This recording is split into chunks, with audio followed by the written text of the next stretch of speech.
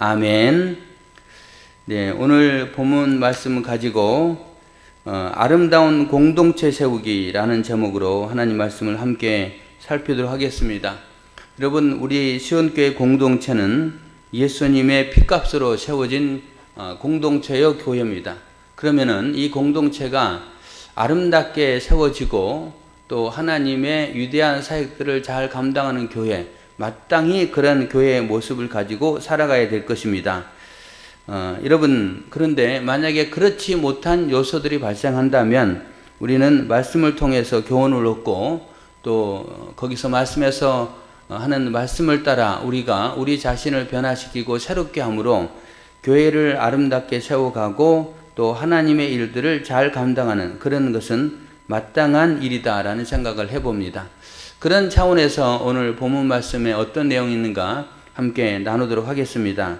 오늘 우리가 읽은 로마서 14장 13절로 23절 그 내용은 이렇게 이제 13절부터 23절까지 국한되어 있는 게 아니고 한 내용의 모습이 로마서 14장 1절부터 15장 13절까지 쭉 진행되는 그런 모습이 펼쳐집니다.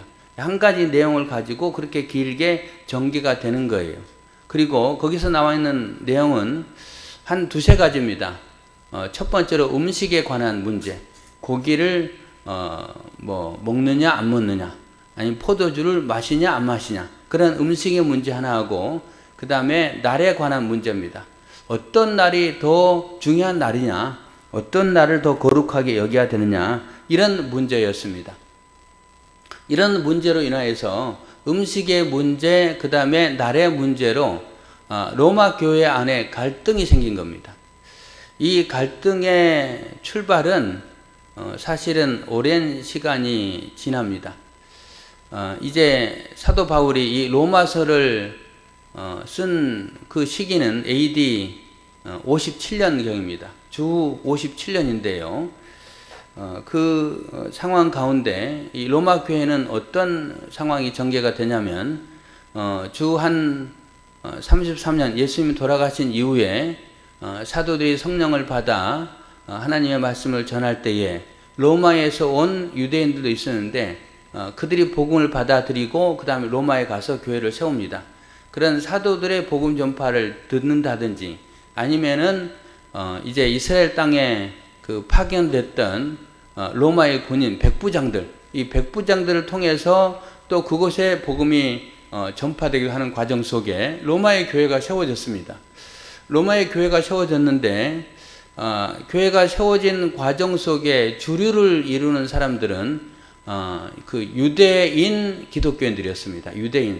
유대에서 유대 출신 이제 그 기독교인들, 그곳에 주류를 이루게 됩니다. 그런데 이 로마 사회에는 예수님을 믿는 유대인들도 있었고 또 예수님을 믿지 않는 유대인들도 있었습니다. 이 사람들끼리 갈등의 문제가 생깁니다. 뭐 예수님을 믿어야 되냐 안 믿어야 되냐, 그런 갈등의 문제가 발생하고 당시의 황제가 클라우디오라는 황제였는데 그 황제조차도 이 유대인들 가운데 기독교인과 비기독교인들이 싸우고 있다는 그런 것을 알게 됩니다. 거기까지 다 소문이 난 거예요. 결국은 클라우디오 황제는 주 49년에 로마에 살고 있는 모든 유대인들을 다 추방시켜 버립니다. 다 추방시켜요. 예. 그래서 추방될 때 보리스길라 아굴라 이런 사람들도 같이 이제 로마를 떠난 겁니다. 그렇게 떠났어요. 거기에는 이제 그 유대 기독교인들도 있겠죠. 이들도 같이 떠난 거예요. 같이 떠났고 남아있는 소수의 유대인 아닌 기독교인들, 이들이 이제 로마 안에서 이제 기독교의 부흥을 잘 감당하고 있었습니다. 49년, 주 49년에 추방을 당했고, 그 다음에 주 54년, 한 5년이 지난 후에 로마의 황제가 바뀝니다. 네로 황제가 등극하게 됩니다. 네로 황제가 등극하면서 유대인들을 추방했던 그 칙령은 무효화가 됩니다. 그래서 결국은 다시 유대인들이 로마로 유입되기 시작합니다. 그 가운데는 유대 기독교인들도 있었습니다. 그들이 이제 과거에 자기들이 다녔던 그 교회, 세웠던 그 교회에 와보니까 거기에 이제 유대인 아니면서 기독교인 된 그런 비유대인 기독교인들이 많이 있었습니다. 그들이 다수를 차지하고 있었습니다. 다시 돌아온 유대인 기독교인들의 숫자는 적었고, 그 다음에 거기에 이제 뿌리를 내렸던 비유대인 기독교인의 숫자는 많게 됐습니다. 다수와 소수, 이런 차이가 기독교 공동체 안에서 형성이 됩니다. 여기서 이제 갈등들이 생기는데요. 그 갈등은 민족 간의 갈등이었고, 또 문화적인 갈등, 민족 간의 갈등은 유대인과 비유대인, 로마 교회 안에 속해 있는, 그 다음에 이게 이제 그 민족 간의 갈등, 그 다음에 문화적인 갈등은 이제 그 유대교를 전통적으로 늘 배우고 그 다음에 기독교인이 된 사람들과, 그 다음에 로마에서 우상숭배의 그런 문화 속에 있었던 비유대인 기독교인들 사이에 그런 갈등의 문제가 첨예하게 대립이 됩니다. 그 대립이 되는 그 문제 가운데 오늘 본문 속에서 나오는 고기를 먹어야 되는가 말아야 되는가, 포도주를 마셔도 되는가 그렇지 않아야 되는가, 또 그 다음에 어떤 날이 중요한가, 이런 문제가 대두된 그런 모습을 보게 됩니다. 여러분, 이런 그 문제들은요, 특별히 이제 분석해 살펴보면은 교회 안에 있었던 문제가 본질적인 문제와 비본질적인 문제, 이렇게 두 가지로 나눌 수가 있습니다.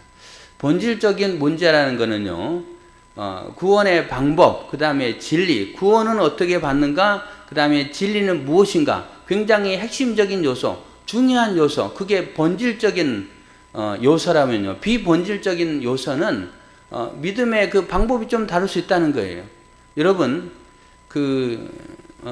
1052년경에 동방교회와 서방교회가 나눠지게 되는데, 그 나눠지는 요소 가운데 하나가 어떤 게 있냐면은 이제 그 목회자가 축도를 하는데 축도의 높이, 요만큼 높여야 된다 아니면은 좀 낮춰야 된다, 이런 문제로 갈등하다가 갈라집니다. 갈라지는 요소 가운데 그 요소도 하나가 있는 거예요. 이런 요소들은 비본질적인 요소다라고 할 수가 있겠습니다. 오늘 본문에도 마찬가지예요. 고기를 먹고 안 먹는 거가 구원하고 상관없다는 겁니다. 어떤 날을 중요히 여기는가, 이 어떤 날이라는 것은요, 일주일 가운데 모든 날은 하나님 우리에게 새 생명을 준 날이고, 그리고 모든 날은 우리가 거룩함을 지켜야 된다, 모든 날은 주님 앞에 중요한 날이다, 이렇게 생각하는 그리스도 있었고, 아니 그래도 많은 날 가운데 주께서 우리에게 허락하신 안식일이 훨씬 소중한 날이지, 그래서 안식일을 굉장히 중요하게 여기는 그리스도인이 있었다는 거예요. 요즘 기독교계 분위기 가운데서 어떤 목사님들은요, 주일만 우리가 소중하게 여길 게 아니고 초대교회 성도들의 모습을 보고, 그 다음에 또 이렇게 성경적인 바탕을 본다면 구약 성경에도 매일 상번제를 드리지 않았나, 그래서 우리도 매일 예배를 드려야 된다 라고 하면서 매일 예배를 드리는 그런 분위기를 만드는 목회자들도 있습니다. 그래서 한국교회는 이제 매일 새벽 기도가 있죠. 근데 그 새벽 기도 말고 이제 낮 시간에 매일 예배를 드립시다, 마치 수도원에서 매일 예배를 드리듯이 사제들이 그런 모습의 예배를 드립시다, 그래서 모든 날들을 우리가 소중히 여깁시다 라는 그런 분위기를 만드는 목회자도 있습니다. 여러분, 어떤 날이 중요할까요?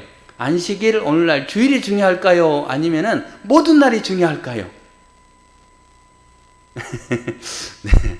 오늘 성경에 보면은 각각의 사람들은 마음에 확정할지니라, 이런 말도 나와 있습니다. 자기가 생각하는 그 생각대로 마음에 확정하면 된다. 무엇을 위해서? 내가 주를 위해서, 이날도 주를 위해서, 저날도 주를 위해서, 내가 이 음식을 먹는 것도 주를 위해서, 먹지 않는 것도 주를 위해서, 나의 기준이 주님을 위한 것이면 된다, 그런 마음을 확정해라 라는 표현도 오늘 이제 로마서 14장 1절부터 15장 말씀까지 쭉 보면은 그런 내용도 이제 사도 바울이 이야기합니다. 하여간 그런 부분에 그런 요소들은 비본질적인 요소라는 거예요. 비본질적인 요소. 여러분, 그런데 이 비본질적인 요소는 교회 안에도 굉장히 많습니다. 어떤 부분입니까? 과거에 제가 섬겼던 그 교회에서 이런 일이 있었어요.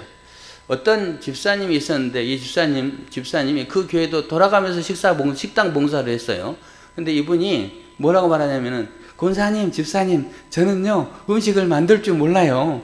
예, 그래서 제가 돈으로 지불할 거니까 조금 더 많이 드리겠습니다. 그래서 저는 그 식사 이렇게 준비하는 거 빼주세요라고 하는 분이 있더라고요. 예, 그런데 이제 그런 부분에 두 가지로 반응하죠. 어떤 분은 아 그래 그러면 돈 많이 헌금하고 또 이렇게 식사비로 많이 그 사람이 내고 그 사람은 그러면 돈으로 봉사하고 우리가 이렇게 하면 되지. 긍정적으로 받아들이는 사람도 있고 어떤 사람은 아니 뭐 돈 자랑하나 뭐 우리만 땀 흘리면서 식당에서 봉사해야 되나 다 같이 해야 되지 이렇게 뭐 말하는 사람도 있고 다양한 그런 부류의 그런 모습들이 발생을 했습니다. 여러분 그런 것 때문에 어떤 사람은 상처받을 수 있고 뭐 등등 이런 일이 발생할 수 있다는 거예요. 그거 외에도 여러분 어떻습니까? 어떤 사람은 음식을 맛보고 음식 맛이 짜니 어떤 사람은 싱겁니 뭐 이렇게 말할 수도 있잖아요. 그 다음에 오늘 날씨가 좀 더운데 에어컨을 켜야 되니 말아야 되니 이런 일이 생길 수가 있다는 겁니다. 그런 문제들 그 외에도 얼마나 많은 교회 문제들이 발생합니까? 여러분 그런데 그런 문제들은요 분명한 사실은 본질적인 문제는 아니라는 거예요. 그거를 하고 안 하고에 따라서 내가 구원받고 안 받고 그 문제는 아니라는 겁니다. 그걸 갖고 구원받는 건 아니라는 거예요. 어떤 목사님이 설교를 했어요. 무슨 설교를 했냐면은 교회 안에서 모든 성도들이 다 이렇게 그 공평하게 또 다 이렇게 서로를 배려하는 마음이 있었으면 되겠다. 그래서 그 목사님이 뭐라고 설교를 하냐면요. 적어도 교회 올 때는 밍크 코트는 입고 오지 않았으면 좋겠습니다. 라고 설교를 했어요. 그 너무 좀 그 사실은 가난한 분도 있는데 그런 부분에 박탈감 느끼지 않겠습니까? 그렇게 설교를 했어요. 이분은 이제 예를 들어서 하나 이야기한 거예요. 근데 마침 그날 밍크 코트를 입고 온 권사님이 한 분 계셨습니다. 이 권사님은요, 그 가정에 넉넉한 분은 아니에요. 넉넉한 분은 아닌데, 자기 남편이 자기하고 같이 산다고 너무너무 고생했다고 회갑 때, 이 권사님 회갑 때, 밍크 코트 한 벌을 사드린 거예요. 그래서 이 권사님 너무너무 기뻐서 자랑하고 싶어서 교회 와서 이제 그 옷을 입고 온 거예요. 근데 이분은 한 번도 옷을 이렇게 사치스러운 옷을 입어본 적이 없어요. 그래서 한 번 딱 입고 왔는데 갑자기 목사님 밍크 코트는 안 입고 왔으면 좋겠습니다. 라는 설교를 한 거예요.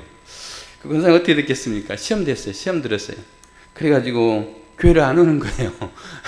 그 목사님이 나중에 그 권사님이 왜 교회를 안 오냐 물어보니까 목사님이 밍크 코트 설교했다는 거예요. 그래가지고 그 목사님 이제 집에 가가지고 권사님, 제가 권사님 밍크 코트 입고 왔는지 몰랐습니다. 아니, 사실은요, 저는요, 밍크 코트가 뭔지도 잘 모릅니다. 라고 말을 했답니다. 그래서 권사님이, 밍크 코트가 뭔지도 몰라요?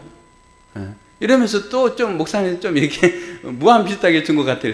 목사님이 나중에 하는 그 말도 하지 말았어야 되는 건데, 대신 이제, 하여튼, 잘 이제, 다독거려 다시 교회를 나오긴 했어요. 여러분, 그런데, 그런, 그 비본질적인 문제, 지역적인 문제로 여러분 우리가 사실은 교회 안에서 갈등도 생기고 또 때로는 상처를 받기도 하고 그런 문제가 있다는 겁니다. 우리 이런 말이 있잖아요. 무심코 던진 돌 하나에 개구리가 맞아 죽는다. 예. 우리는 이 말에 대해서 사실은 가시를 가지고 한 말은 아니에요. 근데 그 말 때문에 상대방의 상처도 받을 수 있다는 겁니다. 이런 부분들을 우리는 이제는 잘 생각하면 해야 된다는 거예요. 그래서 성경은 말하기를 우리가 말을 할 때 실수가 없으면 그 사람은 온전한 사람이다 라고 표현도 하고 있습니다. 말에 실수가 없으면 온전한 사람이라. 야고보서 3장에 그렇게 말하고 있어요. 그런 그 비본질적인 문제들이 발생한다는 거예요. 그래서 사도 바울은 로마 교회에 발생한 그 비본질적인 문제에 대해서 어떻게 그들이 해결해야 되는가라는 부분들을 이제 제시하고 있는 것이 오늘 본문의 내용이 되겠습니다. 그 갈등의 문제가 발생한 로마 교회를 향해서 사도 바울의 권면, 가장 첫 번째 하는 권면은요, 어떤 부분이냐면은 사도 바울의 권면은 가능하면 그 강한 자들을 향한 권면이 앞서 있음을 보게 됩니다. 강한 자들을 향한 권면.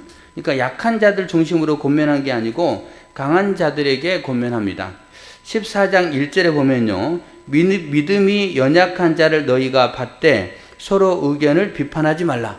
믿음이 연약한 자를 받아주라는 겁니다.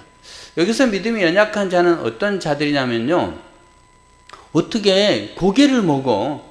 그렇게 말하는 사람, 이 이제 믿음이 연약한 자라는 거예요. 이 사람들은 채소만 주로 먹는데 무슨 말이냐면, 이때 당시에 로마 사회에서 먹는 고기는요, 주로 우상 앞에 바쳐진 그런 제물일 가능성이 컸다는 겁니다. 뭐냐면은 그들이 이제 신에게 제물을 바친다는 거예요. 많은 고기들을 바친다는 겁니다. 우리 구약 성경에 보면은 하나님 앞에 번제나 화목제나 속죄제 드릴 때도 엄청나게 많은 제물들이 바쳐지잖아요. 그러니까 이제 유대인들이 바치는 그 제물은 하나님께 바치는 제물이었지만, 로마 사회에서 바치는 제물은 로마의 신에게 바치는 제물이었다는 거예요. 그래서 신에게 먼저 제물을 바치고 그 다음에 이제 제사식을 행한 다음에 물려난 그 제물들을 이제 그 제사장들, 로마의 제사장들이 시장에 내다 파는 거예요. 도매가로 파는 거예요. 많기 때문에. 그러면 도매가로 판 그게 이제 시장에서 도는 거예요. 돌고 그것을 사람들이 사다가 먹는 거예요. 그게 주로 이제 고기였고, 그런 절차를 거치지 않고 시장에서 판매하는 고기는 아주 적었다는 겁니다. 그래서 그런 고기를 찾기는 굉장히 힘들었다는 거예요. 그래서 결국 고기를 먹는다는 것은 우상 앞에 바쳐진 제물을 먹는 것이다 라고 연약한 자들이 시험이 든다는 겁니다. 그런데 이 고기를 먹는 자들은 어떤 마음이냐? 오늘 본문 속에 보면은 하나님이 우리의 주신 모든 것은 속된 것이 없다, 더러운 것이 없다, 모든 것을 먹어도 괜찮다. 여러분 그렇죠? 하나님이 창조한 것이 그 가운데 더러운 것이 있습니까? 그렇지 않습니다. 그러나 그 더럽다고 느끼는 양심에 따라 그게 더러워질 수 있다는 거예요.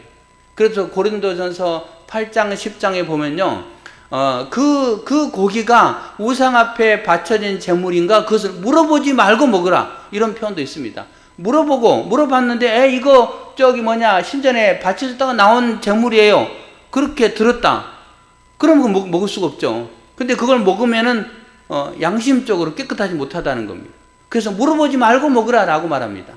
이 지금 본문의 배경은 마찬가지예요. 물어보지 않고 어차피 고기 자체 그 짐승에 이제 잡은 다음에 하는 그거는 결국은 나쁜 게 아니다. 왜? 하나님이 창조한 건 다 깨끗한 거니까. 그러고 자유하는 마음으로 먹었다는 거예요. 근데 그런 사람들의 주로 권면하는 겁니다. 그런 사람들에게 14장 1절, 믿음이 연약한 자를 너희가 받되 그의 의견을 비판하지 말라. 그들의 의견, 아니 그 고기를 먹으라고 비판하는 사람들에서 비판하지 말라. 1절, 3절, 10절, 13절 비판하지 말라, 업신여기지 말라, 이런 부분들로 계속 기록하고 있는 모습을 보게 됩니다. 여러분 그렇습니다. 이 비판한다든지 업신여긴다든지 이런 그 부분들이 결국은 아름다운 공동체 세우기 위해서 그 공동체를 세우지 못하는 요소가 될 수 있다는 거예요. 나의 비판, 무심코 던진 비판 한마디로 개구리가 죽듯이 다른 사람에게 큰 상처가 될 수 있다는 겁니다. 그래서 결국은 말에 온전한 사람, 말에 실수가 없는 사람이 되도록 노력해야 된다. 그렇게 할 때에 그 교회 공동체, 또 때로는 우리의 가정 공동체, 믿음의 공동체, 우리가 속해 있는 직장에서의 신앙인 공동체가 아름다운 공동체가 될 수 있다는 거예요.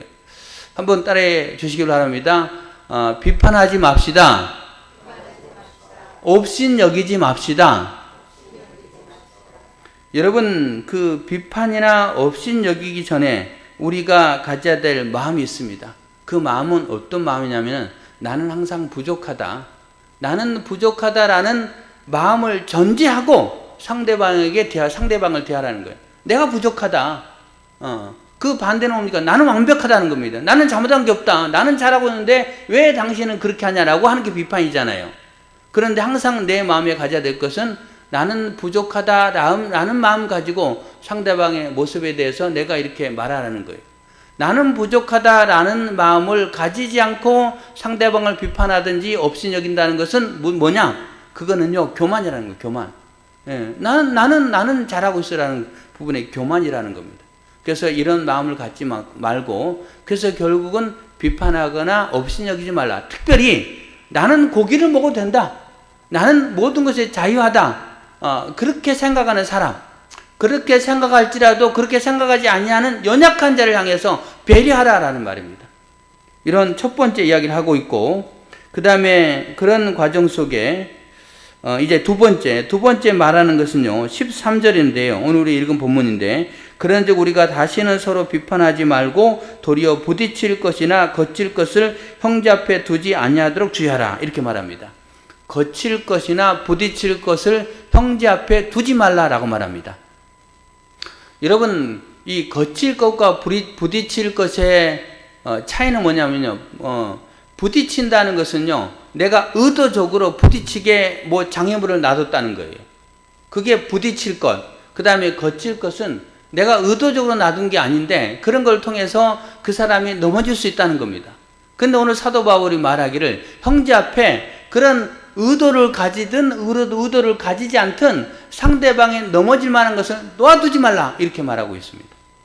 상대방이 넘어질 만한 것, 그런 요소 자체도 우리가 잘 살펴서 그런 부분에 상대방이 넘어지지 않게 하라, 이런 말씀을 하고 있습니다. 여러분, 그거는 어떤 말일까요? 나는 고기를 먹을 수 있어요. 나는 포도주를 먹을 수 있어요. 나는 고기나 포도주를 먹을 수 있는데 나는 자유하기 때문에 그것 때문에 내가 양심적으로 꺼리지 않아요. 그런데 혹여 그런 거를 누군가 봤어요. 누군가 봤는데 그 사람이 그것 때문에 시험 들 수 있다는 거예요. 그런 요소들이 혹여 있다면 그런 부분들을 내가 제거하라라는 말입니다. 그래서 이게 거칠 것이나 부딪힐 것을 형제 앞에 두지 말라, 이런 말입니다. 한국의 어떤 선교단체가 독일의 선교단체와 연합해서 행사를 하나 했어요. 그런데 이제 그 행사가 며칠 진행되는 과정 속에 가만 보니까 독일의 크리스찬 청년들이 맥주를 마시는 거예요.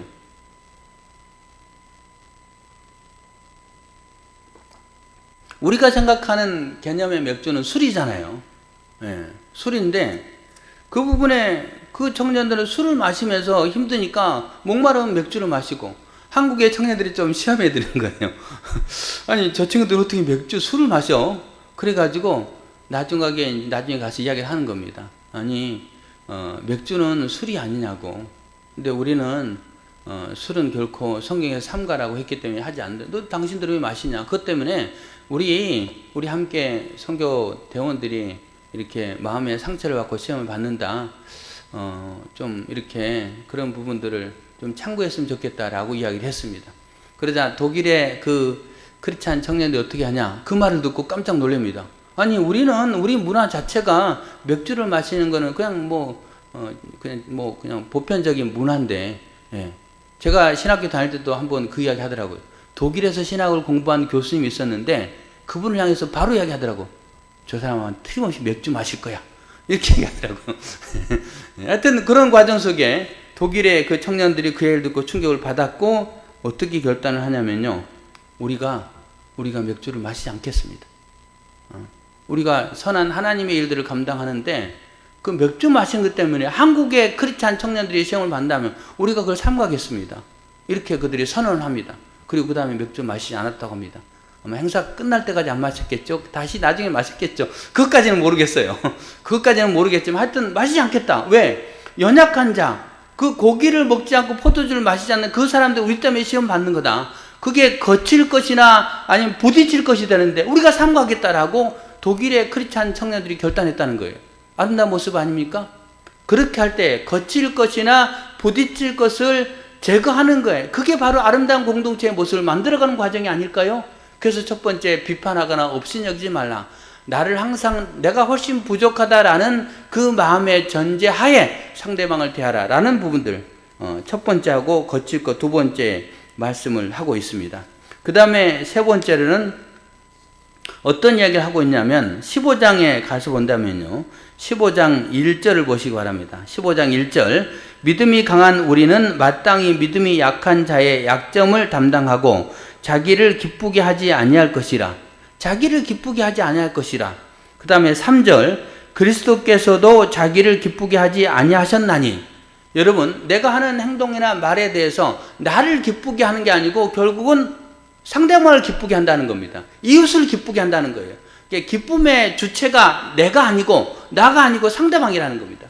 타인이라는 거예요. 다른 사람을 기쁘게 하는 그 전제하에 내가 말을 하고 행동하는 그런 모습으로 이야기를 하고 있습니다. 여러분, 그렇습니다.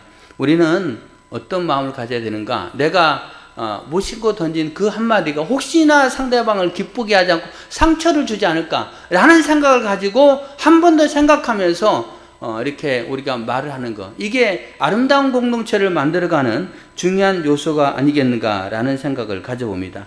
여러분, 그런 모습으로 오늘 사도 바울은 고면하고 있고, 마지막 이제 로마서 15장 7절에 이런 말을 합니다. 그러므로 그리스도께서 우리를 받아 하나님께 영광을 돌리신 것 같이 너희도 서로 받으라. 서로 받으라. 상대방의 약점을 내가 담당하라. 상대방의 약점을 내가 감당하라 라는 말입니다. 여러분 한번 생각해 보시기 바랍니다. 교회 안에서 부딪혔던 문제. 아까 에어컨 이야기 했잖아요. 에어컨 바람. 난 너무 추운데 왜 에어컨을 켜? 아니면은 나는 더운데 왜 에어컨을 꺼? 그럼 어떻게 될까요? 여러분, 그렇게 하면 되지 않을까요? 만약에 나는 너무 춥다. 그러면 오늘도 틀림없이 교회 가면 에어컨을 켤 거니까 내가 작은 쇼를 하나 준비해야 되겠다. 그렇게 준비해 오면 되지 않을까요? 아니면은 저 사람 땀을 뻘뻘 흘려. 그럼 내가 좀 춤더라도 참고, 그럼 뭐 에어컨을 켜게 해주지. 아니면은 뭐 또 추운 사람이 있으니까 추우면 감기 걸리면 안 되잖아요. 그럼 내가 더워도 좀 참지. 그러니까 항상 상대방의 약점을 내가 담당하겠다. 서로 받겠다. 이런 마음이 있으면은 아름다운 공동체가 될 것 같습니다. 할렐루야. 여러분 오늘 본 말씀을 듣고 그렇게 행하기를 힘쓰는 교회원들 되기를 바랍니다. 사도 바울은 그렇게 해야 되는 이유도 오늘 몇 가지를 제시합니다. 짧게 한번 다뤄보겠습니다. 오늘 로마서 14장 3절에 보면 먹는 자는 먹지 않는 자를 업신여기지 말고 먹지 않는 자는 먹는 자를 비판하지 말라. 이는 하나님이 그를 받으셨습니다. 이런 무슨 말입니까? 하나님이 그 영혼도 받았다는 거예요. 저 사람이 좀 미흡하고 미약하고 부족하지만 하나님이 나만 선택한 게 아니고 저 사람도 선택했다는 거예요. 그런데 만약에 내가 저 사람에게 상처를 주고 저 사람을 비판함으로 저 사람을 실족시킨다면 하나님이 받은 자를 내가 실족시키는 거잖아요. 그런 부분들을 15절에 이야기합니다. 15절 한번 보시기 바랍니다. 만일 음식으로 말미암아 내 형제가 근심하게 되면 이는 내가 사랑으로 행하지 아니함이라. 그리스도께서 대신하여 죽으신 형제를 내 음식으로 망하게 하지 말라. 그리스도께서 대신하여 죽으셨는데, 그래서 그 형제를 살리셨는데 내가 그렇게 행함으로 상대방을 업신여기고 비판함으로 그 형제를 망하게 했다는 거예요. 망하게 했다는 건 말은 무슨 말입니까? 실족시켰다, 아니면 지옥에 떨어지겠다, 이렇게 될 수도 있다는 거예요.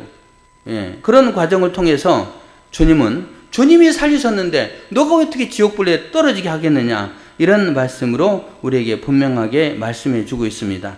마태복음 18장 6절에 보면은 누구든지 나를 믿는 이 작은 자 중 하나를 실족하게 하면 차라리 연자 맷돌이 그 목에 달려서 깊은 바다에 빠뜨려지는 것이 더 낫다라고 표현하고 있습니다.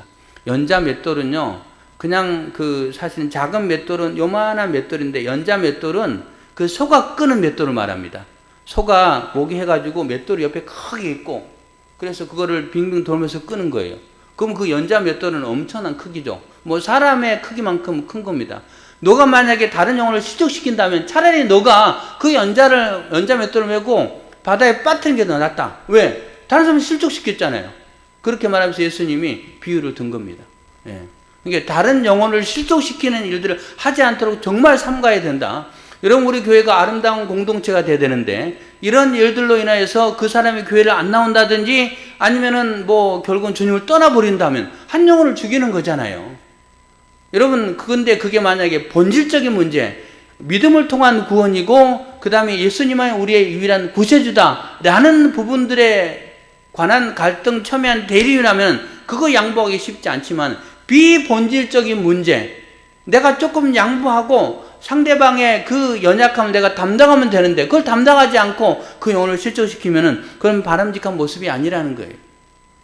여러분, 그런 부분입니다. 그래서 우리 교회 공동체가 지금 이제 아름다운 공동체의 모습으로 잘 나가고 있는데, 그런 부분에 제가 처음 왔을 때는 이런 이야기 가끔 들었어요. 하여튼 교회에 와서 기쁨을 누리고 싶고 또 이렇게 함께 아름다운 신앙생활 하고 싶은데 오늘 교회에 있었던 그 일로 인해서 내가 이 교회를 꼭 계속 다녀야 되는가 이렇게 고민하고 괴로워했다라는 이야기를 들은 적도 있습니다. 여러분 그런 모습이 우리 가운데 있으면 안 되겠죠. 있으면 안 될 것이고, 그 다음에 또 하나 여기서 주의해야 될 부분이 있습니다. 무슨 말이냐면, 그러면 강한 사람만 무조건 조심해야 되냐? 그건 아니죠. 어떤 부분입니까? 여러분 우리도 마찬가지입니다. 우리도 우리 자신도 내가 연약한 자일지라도 그런 일들 때문에 상처를 받으면 안 된다는 거예요. 히브리서에 보면은 우리는 침륜에 빠질 자가 아니고, 우리는 멸망길로 가는 자가 아니고 영혼을 구원하는 믿음을 가진 자니라, 이런 표현이 있습니다. 우리는 그 망하는 것에 속한 사람이 아니고 영혼을 구원하는 그런 믿음을 가진 자예요. 나는 영혼을 구원할 수 있는 믿음을 가진 자, 주님 앞에 선택받은 하나님의 백성인데 그 비본질적인 문제로 인해서 교회에서 상처를 받아가지고 내가 실족하면 나만 손해다는 거예요. 여러분 그래서 그런 부분이 있을 때 우리도 저 사람도 부족함이 있기 때문에 나에게 저런 이야기를 했구나. 그래서 그 연약한 자의 입장에서도 상처받지 말아야 된다는 겁니다. 그걸로 내가 무너지면 어떻게 안 된다는 거예요. 여러분 가만히 생각해 보면요, 그거의 최고의 문제일까요? 그렇지 않아요. 내 인생을 사다 보면 훨씬 더 큰 문제도 발생할 수 있다는 거예요. 작은 일에 무너지지 말라는 겁니다. 여러분 그렇게 여러분 자신들을 스스로 잘 연단시켜 나가고 믿음에 굳게 서기를 힘쓰는 귀한 분들 되기를 바랍니다. 예. 그러니까 강한 자는 약한 자에게 하는 그 업신여기거나 비판하는 걸 조심해야 되고, 또 약한 자는 그것 때문에 상처받아가지고 자기를 실족시키는 그런 모습이 있어서는 안 된다는 겁니다. 저는 이번에 로마서 12장 3절로 8절을 보면서 굉장히 큰 깨달음을 하나 얻었습니다. 로마서 12장 3절로 8절에는 어떤 내용이냐면요, 한 몸, 지체의식에 대해서 나와 있는데요. 여러분 한 몸, 예수 그리스도가 머리 되시고 우리는 교회, 우리는 그리스도의 몸이잖아요. 그렇게 구성되어 있는데 이제 그 한 몸으로 성경은 비유를 했습니다. 그런데 우리가 한 몸이에요. 한번 생각해 보십시오. 내가 한 몸인데요, 이 한 몸인 내 몸의 요소 가운데 내 손가락이 하나 실수했어요. 내 손가락이 뭐 버튼 한번 잘못 누름으로 뭐 돈이 잘못 나간 거예요. 아니면 실수함으로 뭐 하여튼 문제가 생긴 거예요. 그러면은 만약에 이 손가락이 실수했다고 칩시다. 그러면은 온 우리 몸의 다른 지체들이 얘를 향해서 막 손가락질 합니까? 너 때문에 이게 뭐야? 사단이 났잖아. 너 때문에. 이렇게 이야기합니까? 절대로 그렇게 하지 않죠. 예, 절대로 그렇게 하지 않습니다. 그 다음에 가다가 이렇게 오른쪽에 어디 다리를 다쳤어요.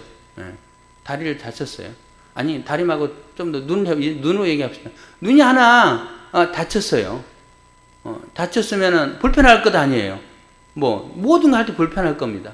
그러면은 모든 나의 지체들이 눈을 향해서, 눈 한쪽을 향해서, 야, 너 때문에 우리 이게 뭐냐? 가는 것도 힘들고, 공부하는 것도 힘들고, 사람 보는 것도 힘들고, 막 손가락질 합니까? 예. 절대로 그렇게 하지 않죠. 어떻게 합니까? 이 눈이 빨리 낫게 하기 위해서 온 다른 몸들이 신경을 다 써가지고 보호를 합니다. 너 그동안 고생했으니까 넌 좀 쉬어. 그러면서 눈을 보호한다든지, 아니면 영양제 갖다 준다든지, 아니면 빨리 자야 돼. 그러면서 빨리 잠자는데 온갖 신경을 다 써 보호하잖아요. 이게 한 몸 구성하는 그런 기능이잖아요. 그런데 주님이 우리를 한 몸으로 이야기를 했어요. 그렇다면은, 여러분 만약에 한 손가락이 잘못한다든지, 한 눈이 잘못했으면은 다른 지체들이 너 때문에 우리 교회가 이렇게 됐잖아. 너 때문에 우리 가정이 이렇게냐. 그렇게 하면 안 된다는 거예요. 뭐요? 그래. 너가 조금 실수를 했지만, 넌 너무 고생했다. 그러면서 막 보호할 것 아니에요. 이게 지체의식이라는 게 지체의식. 그래서 로마서 12장 3절부터 8절 보면서 제가 깜짝 놀랐어요. 우리는 정반대로 살았구나.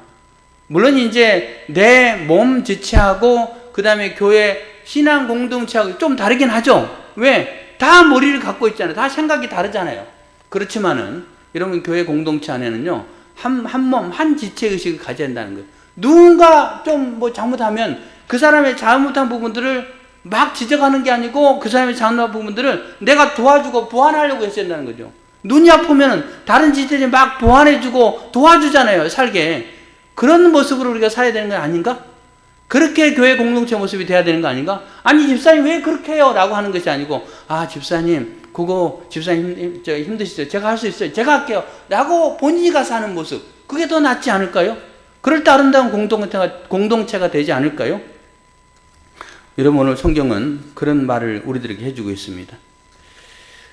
아름다운 공동체 만들기, 비판하지도 말아야 되고요. 거칠 것이나 부딪힐 것을 제거해야 되는 거고요. 그 다음에 또 우리는 서로를 받는 그런 모습도 필요합니다. 나를 기쁘게 할 것이 아니고 주님이 다른 사람을 기쁘게 했듯이 우리도 기쁘게 해야 된다는 거예요. 이런 모습이 우리에게 필요합니다. 그러면서 오늘 본문 말씀 가운데 교회의 기능은 무엇이냐? 교회는 어떤 이유로 존재하는가? 17절입니다. 우리 한 목소리로 같이 읽겠습니다. 14장 17절 같이 읽겠습니다. 시작!